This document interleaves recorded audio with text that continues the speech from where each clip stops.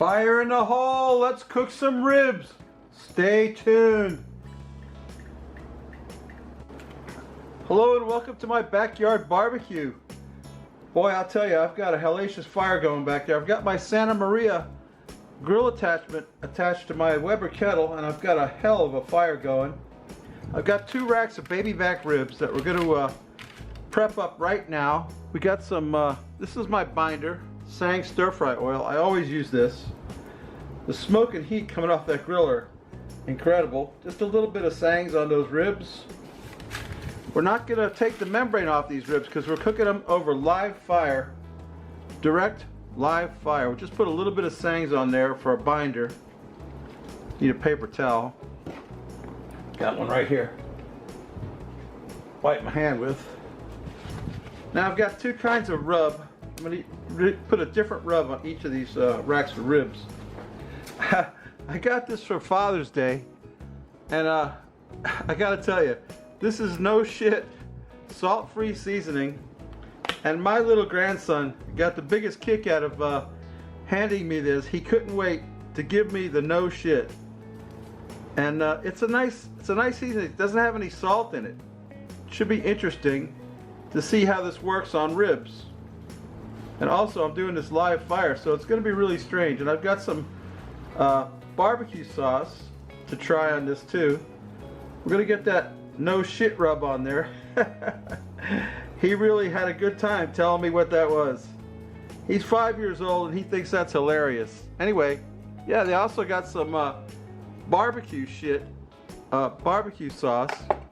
And I got some of Malcolm Reed's Killer Hogs. Boy, the heat from that fire distorted that jar. Do you believe that? Wow, that's hot. That's a hot fire. Yeah, I'm going to rub the other rack with Malcolm Reed's Killer Hogs barbecue rub. The heat is incredible over here. And the smoke was bad too. It set off the smoke alarm in the house. So we get some Malcolm Reed's on the other rack. Get them on there. So yeah, we got our rubs, got our 2 racks of ribs rubbed up. I'm going to get them on the fire and with the bone side down and just let them cook. Let them cook on that on the Santa Maria grill live fire. I'll have to stand out here and monitor it the whole time because they could burn if I let them go. Anyway, let me get them on there. I'll show you what that looks like. Stay tuned. Okay, I got the ribs on the fire. It's very hot. They say if you can hold your hand there for 5 seconds, that's too much. So I'll probably have to raise that up. But we're going to cook them for about 2 hours on the bone side. Then we'll flip them over for an hour. Then we'll sauce them. These ribs should be done in about 3 hours. So yeah, we're getting them cooked up. And that's pretty good right there. Pretty good. I'm just going to raise that up just a little bit because it's really hot. I got a really hot fire going. I got some mesquite wood down there. We don't expect to get a smoke ring, but we do expect to get some pullback on the bone and some tender ribs after 3 hours of sitting on that fire. That as the fire burns down, I'll be able to lower the ribs closer to the fire. But right now, the fire is just kissing the bottom of those ribs, and they're starting to drip some fat already into the fire. I'll have to monitor them and watch them and keep flipping them as we go along. So stay tuned. I'll bring you back when it's time to flip them. Alright, the ribs have been on the fire for 2 hours and I just checked them. Getting some awesome pullback on the bone. I'm going to flip them over now and cook the meat side of the ribs. They're looking good on that side. I'll tell you, in fact, if you look at this one, if I can grab it without flipping it over, flip it over, it's got some of the bones are poking right out of the membrane on that one. So we're going to drop that. I'm going to add some more mesquite wood to the fire and drop it down a little bit and cook it for another hour, and then we'll sauce them. Then it'll be time to take a taste and drink a beer. So stay tuned. My ribs have been on the meat side for about an hour. They're probing tender and they've come up to 190 degrees. We're going to flip them back over I could give them the old bend test. Looking pretty good. Yeah, I think they're well cooked. Let me tell you. Get this one back over here. I'm gonna sauce these. I have two different kinds of sauce. I have this barbecue shit sauce that my family got me for Father's Day.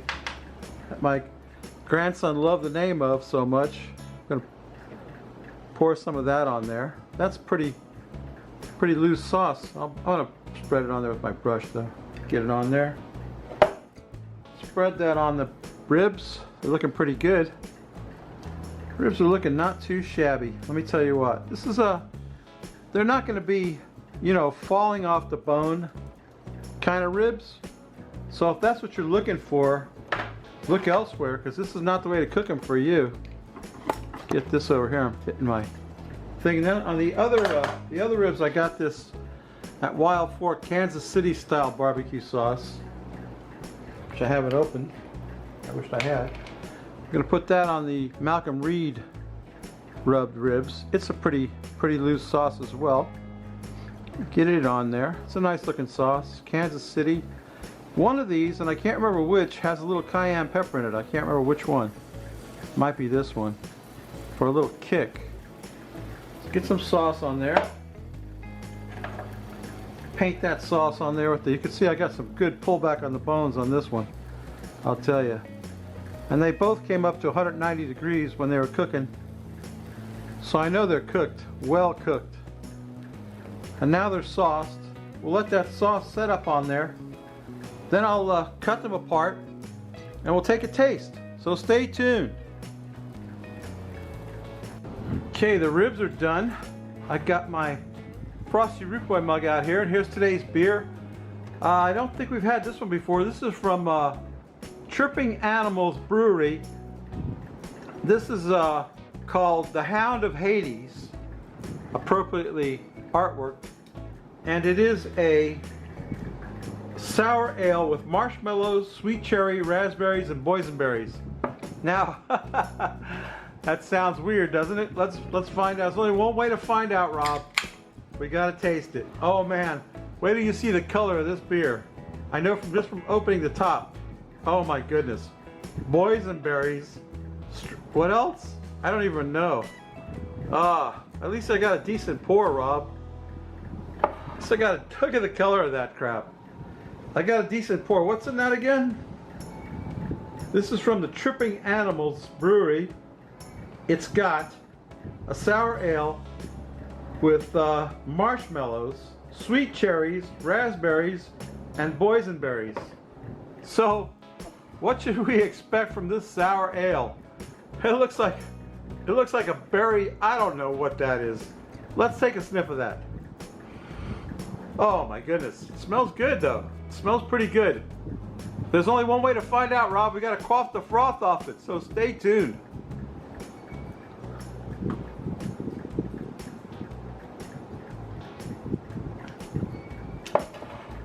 Wow, it's not bad. It's not terrible. It's 6.8% alcohol. It tastes like a fruit smoothie with alcohol in it. It's not too bad. Let me turn the camera around. I cut one rib from each of those racks of ribs to taste, so stay tuned. Excuse me. All right, so this is the Malcolm Reed ribs, and I actually did get a little bit of a smoke ring, not much. And like I said, if you're looking for fall off the bone baby back ribs, this is not for you. Delicious. My goodness. That's absolutely delicious.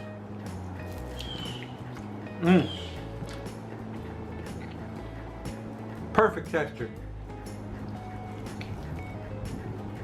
Oh, that's so good. I need a napkin. What a mess. Yeah, perfectly cooked, but not falling off the bone. But that's the Malcolm Reed rib. Here's the oh shit rib.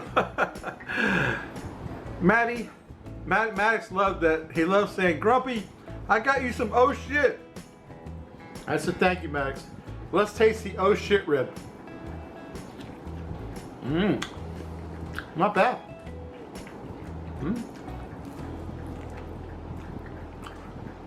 This one came a little cleaner from the bone.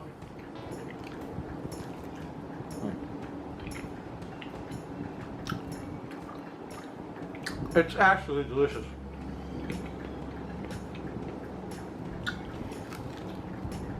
They're very good. I don't like that the membrane's still there. See that?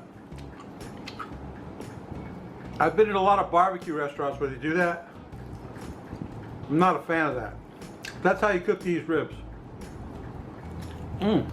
Not too bad. Not exactly a clean bone, but not bad at all. I like the I think I like the sauce and the rub on the Malcolm Reed ribs better. Although the other ones are excellent. There's nothing wrong with them at all. They're fine. This beer is very weird, but it's delicious. If you like a fruit smoothie with alcohol in it, you got it made. Tripping Animals.